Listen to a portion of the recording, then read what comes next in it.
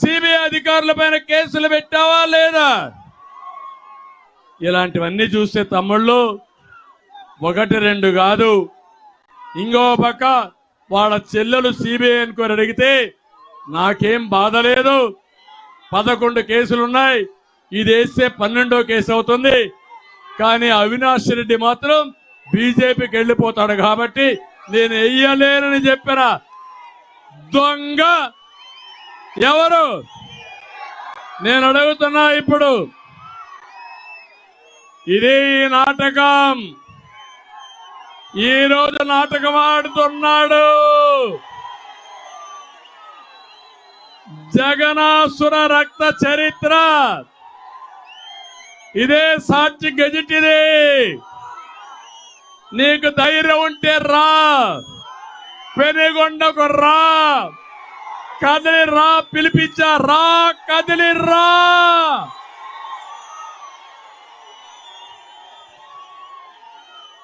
చర్చకు రా, కదిలి రా. ఎవరు వివేకాన్ని చంపారో చెప్పాల్సిన అవసరం ఉందా లేదా మీకు? మీరు తెలుసుకోవాల్సిన అవసరం ఉందా లేదా మీకు? ఏమయ్యా తమ్ముళ్ళు, హత్యలు చేసే వాళ్ళు ముఖ్యమంత్రిగా అర్హులా? అర్హులా అని మిమ్మల్ని అడుగుతున్నా. ఆమోదిస్తారా అని మిమ్మల్ని అడుగుతున్నా. నీ ప్రాణానికి రక్షణ ఉందా? మీ ఆడబిడ్డల శీలానికి రక్షణ ఉందా? నాకు రక్షణ ఉందా?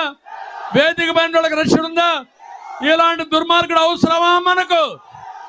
అవసరం లేదంటే గట్టిగా చప్పట్లు కూడా చెప్పండి.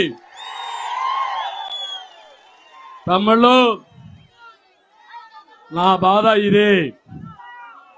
నేను ఆ రోజు రాయలసీమలో ముఠా నాయకులను అణిచివేసిన పార్టీ, తీవ్రవాదులపైన పోరాడిన పార్టీ, మత విద్వేషాలు నియంత్రణ చేసిన పార్టీ. రాజకీయ రౌడీలు నాకు ఒక లెక్క కాదు. ఈరోజు రేపు చెప్తున్నా, ఇష్టానుసారంగా మా కార్యకర్తల్ని ఎక్కడికక్కడ వేధిస్తున్నారు.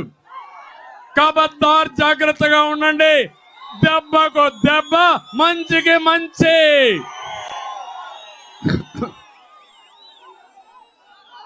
తమాషా అనుకోవద్దండి. అనంతపురం జిల్లాలో రక్తాన్ని పారించారు. ఆ రోజు నేను వచ్చి నీళ్లు బారించాను. మళ్ళీ కబ్జాలు చేయాలనుకుంటున్నారు, నాశనం చేయాలనుకుంటున్నారు. ఇది మీ వల్ల కాదు. ఈ రాష్ట్రాన్ని కాపాడే బాధ్యత 5 కోట్ల మంది మేము తీసుకున్నాం. దానికి నిమిత్త మాత్రుడుగా, మీ నాయకుడుగా, మీ సేవకుడుగా నేను ముందుకెళ్తా. నేను పవన్ కళ్యాణ్ ఇద్దరం కూడా ముందుకెళ్తాం. ఎలాంటి త్యాగాలకైనా మేము సిద్ధం. మీరు సిద్ధమా? మీరు సిద్ధమా? తమ్ముళ్ళు, ఇష్టానుసారంగా చేసి 3 ముక్కలాట ఆడాడు. 3 రాజధానుల పేరుతో నాశనం చేశాడు. రాష్ట్రాన్ని మొత్తం ఇది చేశాడు. అందుకే సూపర్ 6 తీసుకొచ్చాం. నేను ఒకటే చెప్తున్నా, సంపద సృష్టించడం తెలిసిన పార్టీ తెలుగుదేశం పార్టీ. పేదరికం నిర్మూలన చేయడం తెలిసిన పార్టీ తెలుగుదేశం పార్టీ. ఇక్కడ ఉన్నారు తమ్ముళ్ళు, ఎమ్మెల్యేలు ఉన్నారు ఇక్కడ కొంతమంది. పెనుగొండ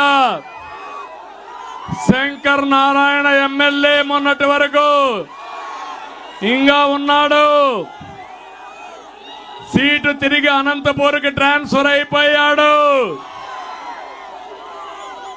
కళ్యాణదుర్గం సర్వాన్ని దోచేసుకున్నటువంటి ఇంకొక మంత్రి ఇక్కడికి వచ్చింది. సొంత నియోజకవర్గంలో గెలవలేరు. అక్కడ చెత్త, ఇక్కడ బంగారం అయిపోతున్న తమ్ముళ్ళు. చెత్త చెత్తే, అవునా కాదా అని మిమ్మల్ని అడుగుతున్నా. ఆ చెత్తను తొలగించుకుంటారా లేదా అని మిమ్మల్ని అడుగుతున్నా. అందుకే సబితను ఇక్కడ అభ్యర్థిగా పెట్టాం.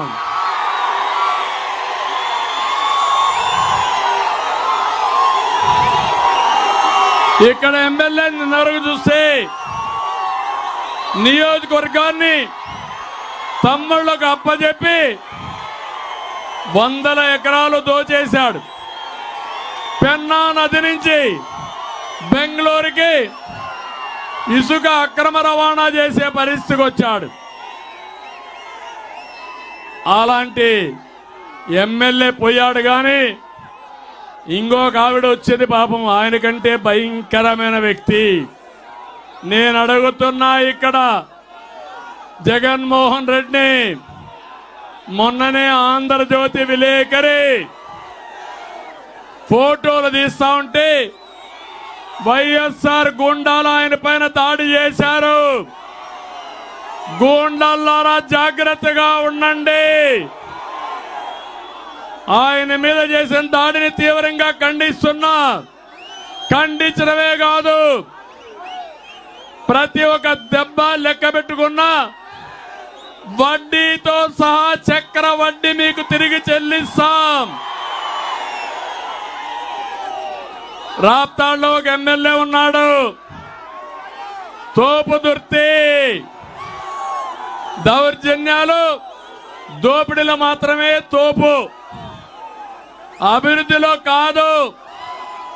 లేఅవుట్ వేయాలంటే కప్పం కట్టాలి, పన్నులు కావాలంటే కమిషన్ ఇవ్వాలి. చెన్నై కొత్తపల్లిలో ఓ రైతు భూమి అమ్మలేదని మామిడి చెట్లు నరికించిన నరహంతకుడు ఈ తోపు.